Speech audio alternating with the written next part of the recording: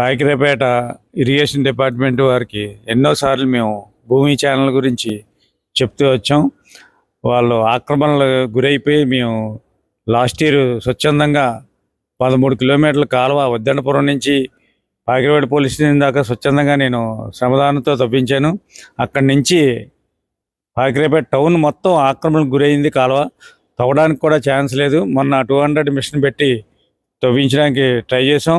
ఎంత ట్రై చేసినా మిషన్ గట్టు మీదకి వెళ్తే గట్టు మీద ఇల్లు కట్టేశారు. కాలువలో దిగుదామంటే మొత్తం డ్రైన్ వాటర్లు అంతా కాలువలోకే పెట్టేశారు. ఎక్కడ పాకిరేపేట పోలీస్ స్టేషన్ దగ్గర నుంచి షుగర్ ఫ్యాక్టరీ దాకా ఆక్రమణ జరిగిపోయి కాలువ అయితే నీరు పారి ఛాన్సే లేదు ఎక్కడని.